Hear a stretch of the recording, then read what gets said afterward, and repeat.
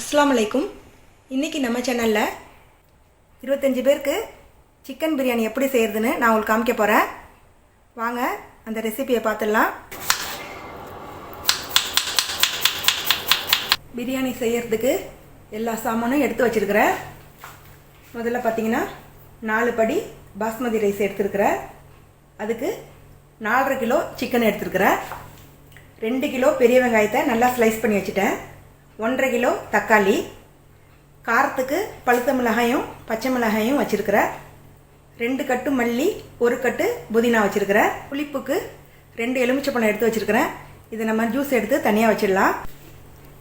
திக்கான தயிர் ஒரு 1/2 கிலோ தேவைப்படும். 4 படி அரிசிக்கு 2 பாக்கெட்டு பிரியாணி மசாலா தேவைப்படும். இப்போ எப்படி நம்ம செய்யறதுன்னு பார்த்துடலாம். ஒரு பிரியாணி சட்டி அடுப்பில் வச்சுட்டேன். சட்டி நல்லா சூடானதும் இதில் 750 ml எண்ணெய் சேர்க்குறேன். எண்ணெய் நல்லா சூடு வந்ததும் கொஞ்சமாக பட்டை, கிராம்பு, ஏலக்காய் எடுத்து வச்சுருக்கிறேன். நம்ம மசாலா பாக்கெட்டில் வேற கொஞ்சம் இருக்கும், அதனால் கம்மியாக போட்டுக்கிட்டால் போதும். அதை இதில் சேர்க்குறேன். இப்போது நம்ம கட் பண்ணி வச்சுருக்கிற வெங்காயத்தை சேர்த்துடலாம்.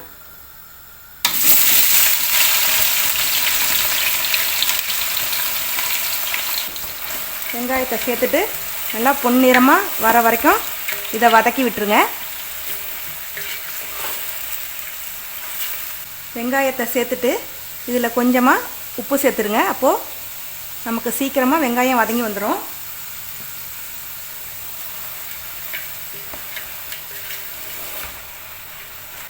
இப்போ பாருங்கள், வெங்காயம் கொஞ்சம் வதங்கி வந்திருக்குது. நம்ம போட்ட வெங்காயம் நல்லா வதங்கி வந்திருக்கு. வெங்காயத்தை கருக விடாமல் எடுத்துடுங்க, பிரியாணியோட டேஸ்ட்டே மாறி போயிடும். இப்போ பார்த்தீங்கன்னா வெங்காயம் கொஞ்சம் கலர் வர ஆரம்பிச்சிருக்குது.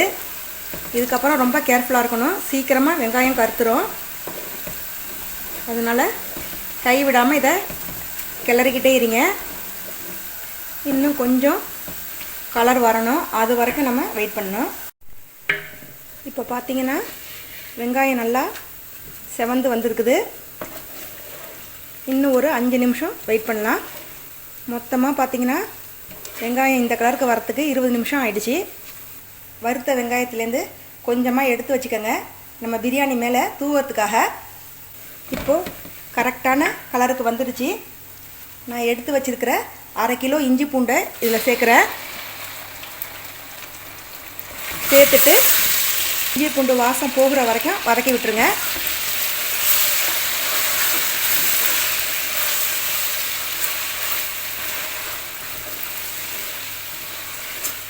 வெங்காயத்தோட கலரை பார்த்துக்கங்க, இந்த அளவுக்கு வரணும். இஞ்சி பூண்டும் இப்போ நல்லா வதங்கிடுச்சு. அடுத்தது நம்ம எடுத்து வச்சுருக்கிற தக்காளியை சேர்த்துடலாம். தக்காளியை சேர்த்துட்டு ஒரு கிளறிடுங்க. அடுத்தது நம்ம எடுத்து வச்சுருக்கிற பச்சை மிளகாவையும் பழுத்த மிளகாவையும் சேர்க்குறேன். இது கூடவே நம்ம எடுத்து வச்சுருக்கிற மல்லியிலேருந்து கொஞ்சமாக சேர்க்குறேன், கொஞ்சமாக புதினா சேர்க்குறேன். மீதம் உள்ளதை நம்ம தம்மு போடும்போது யூஸ் பண்ணிக்கலாம்.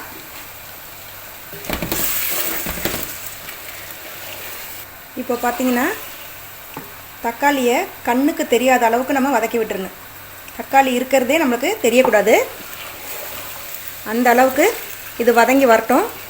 தக்காளியை கொஞ்சம் வதக்கி விட்டுருக்கேன். இதில் பார்த்தீங்கன்னா இப்போது 1 டீஸ்பூன் மிளகாய்த்தூள் சேர்க்குறேன். ஷான் சிந்தி மசாலாலேயே கொஞ்சம் காரம் இருக்கும், அதனால பார்த்து சேர்த்துக்கங்க.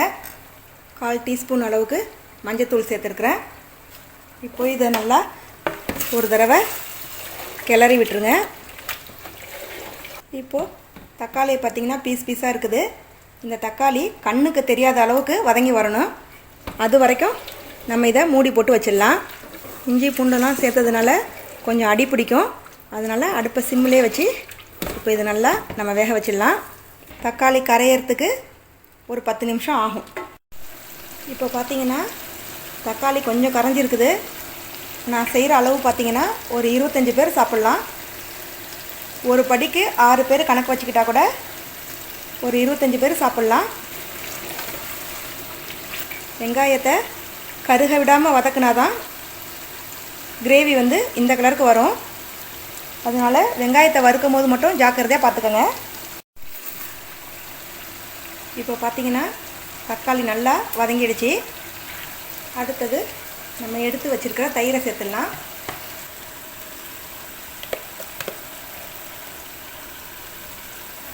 தயிரை சேர்த்துட்டேன். அடுத்தது லெமன் ஜூஸை சேர்க்குறேன். சேர்த்துட்டு ஒரு தடவை நல்லா கலந்து விட்டுருங்க. அடுத்தது நம்ம எடுத்து வச்சுருக்கிற பிரியாணி மசாலாவையும் இந்த எண்ணெயிலே சேர்த்து நல்லா வதக்கிடலாம்.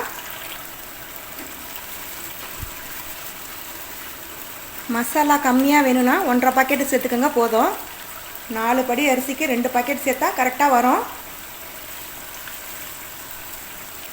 மசாலா சேர்த்துட்டு ஒரு 5 நிமிஷம் எண்ணெயிலே இது நல்லா வதக்கி விட்டுருங்க.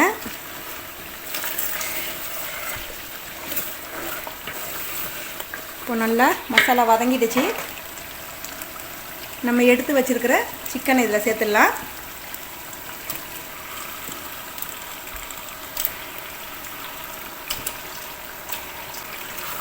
சிக்கனில் நல்லா மசாலா ஏறுற அளவுக்கு இதை நல்லா கிளறி விட்டுருங்க.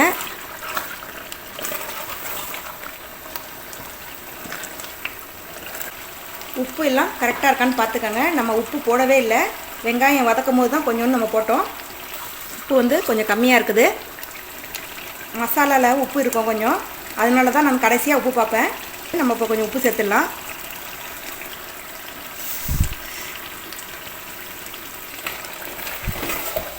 இப்போ உப்பு கரெக்டாக இருக்குது.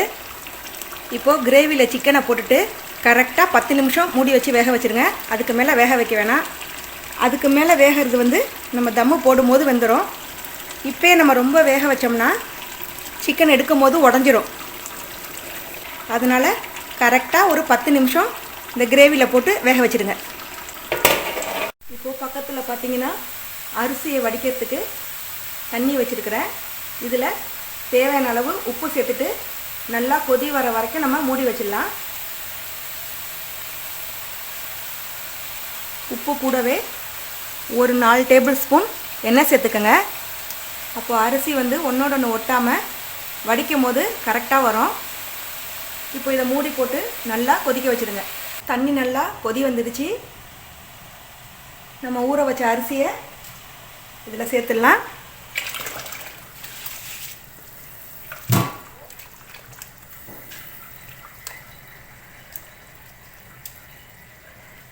அரிசிக்கு பார்த்தீங்கன்னா தாராளமாக தண்ணி வச்சு வேக வைங்க.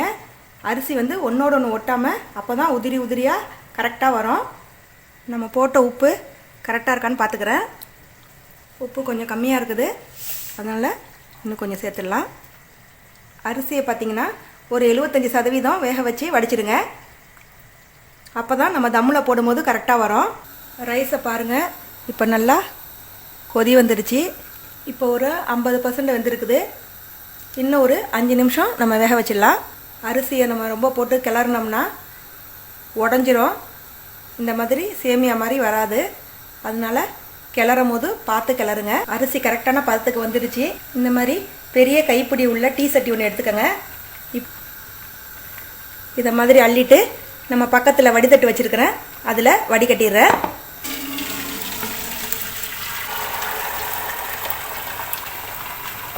இப்போது கிரேவியும் ரெடியாக இருக்குது.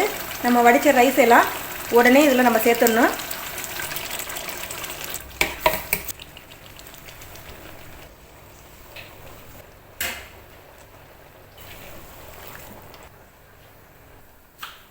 இது மேலே நம்ம கட் பண்ணி வச்சுருக்கிற மல்லி புதினாவை சேர்க்குறேன். நம்ம வறுத்து வச்சுருக்கிற வெங்காயத்தை சேர்த்துட்டு 15லேருந்து 20 நிமிஷம் வரைக்கும் நம்ம தம்மில் போட்டுடலாம். அடுப்பை ரொம்ப சிம்மில் வச்சுருங்க. இது மேலே பார்த்தீங்கன்னா ஒரு வெயிட் வச்சுருங்க. இப்போ பார்த்தீங்கன்னா ஒரு ஆவி வந்துடுச்சு. ஒரு பெரட்டு இதை லைட்டாக பெரட்டி விட்டுடலாம்.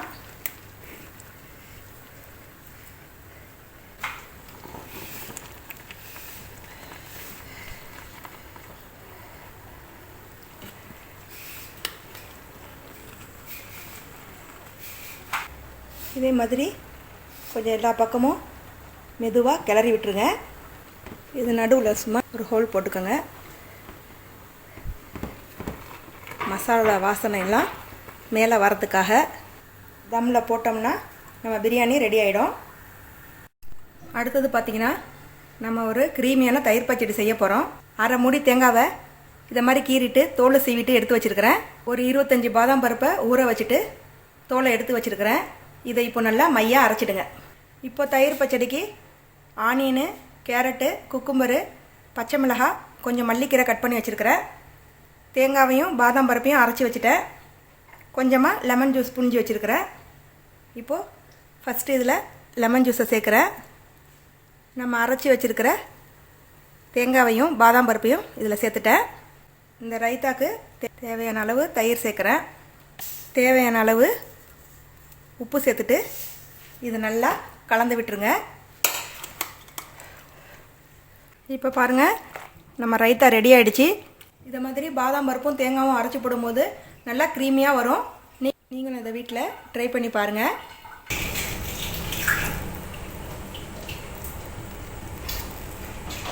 இப்போது நம்ம சிக்கன் பிரியாணி ரெடி ஆகிடுச்சு.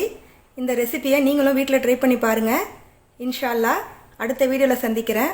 அஸ்ஸலாமு அலைக்கும்.